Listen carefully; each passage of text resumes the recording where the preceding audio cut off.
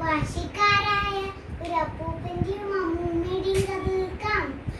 ഒരിടത്ത് ഒരു അപ്പൂപ്പനും ഒരു അമ്മൂമ്മയും ഉണ്ടായിരുന്നു. ചെറിയ കുട്ടികളുടെ പോലെ അടിയും മാക്കും പിണക്കവും ഒക്കെയായി രണ്ടുപേരും കൂടിയിട്ട് ഒരു കുഞ്ഞു കുടിയിൽ താമസിച്ചിരുന്നു. ഒരു ദിവസം കൊരാരിയും ശർക്കരയും തേങ്ങയും ഒക്കെ കിട്ടി. അവർ തീരുമാനിച്ചു, ഇന്ന് നമ്മൾക്ക് അപ്പം ഉണ്ടാക്കാമെന്ന്. മടങ്ങിയെത്തിയ ഉടനെ തന്നെ അപ്പൂപ്പൻ അരിയൊക്കെ വെള്ളത്തിൽ കുതിർത്ത് അരച്ചു വെച്ചു. അമ്മൂമ്മ അടുപ്പൊക്കെ കത്തിച്ച് ദോശക്കല്ലെടുത്ത് വെച്ചു.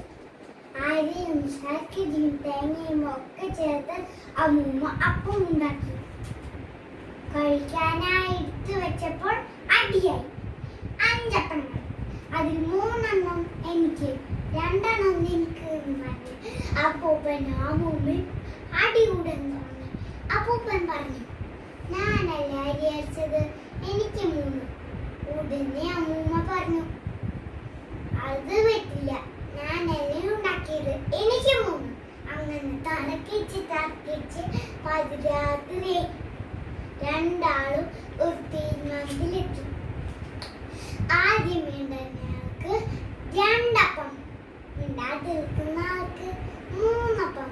അതിൽ നിന്ന് രണ്ടുപേരും ഉറക്കം തുടങ്ങി. നേരം വെളുത്തു, സന്ധ്യയായി. വാശി പിടിച്ച് രണ്ടാളും മിണ്ടാതെ കിടക്കുന്നു. 2 ദിവസമായി അനക്കൊന്നും കേൾക്കാതെ അയലത്തുകാരൊക്കെ വന്നു നോക്കിയപ്പോൾ രണ്ടുപേരും കൂടിയിട്ട് മിണ്ടാതെ കിടക്കുന്നു.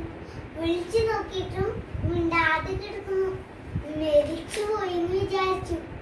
പിന്നെ ശാന്തിക്കാനുള്ള ഒരുക്കമായി. 2 പേരെയും കൊടുത്ത് ശിലയിൽ വയ്ക്കാൻ തുടങ്ങുമ്പോഴേക്കും അപ്പൂപ്പൻ അലറിക്കൊണ്ട് ചാടി എണീറ്റു. അലറാൻ ശബ്ദം കേട്ട്, ഞാൻ ജയിച്ചു, എനിക്ക് 3 അപ്പം എന്ന് പറഞ്ഞ് അമ്മൂമ്മ ചാടി എണീറ്റു. ഇവരുടെ വാശി പിടിക്കലും പന്തയം വയ്ക്കലും അറിയാവുന്ന നാട്ടുകാർ പൊട്ടിച്ചു വെച്ചുകൊണ്ട് അവരുടെ വായിക്ക് പോയി. രണ്ടാളും അപ്പം തിന്നാനായി അടുക്കളയിൽ ചെന്ന് നോക്കിയപ്പോൾ എന്താ കണ്ടെന്ന് അറിയാമോ?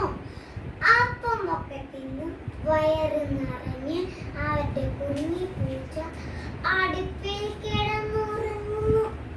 രണ്ടാളും ചമ്മി മുഖത്തോടെ മുഖം നോക്കി വിശപ്പ് മാറ്റി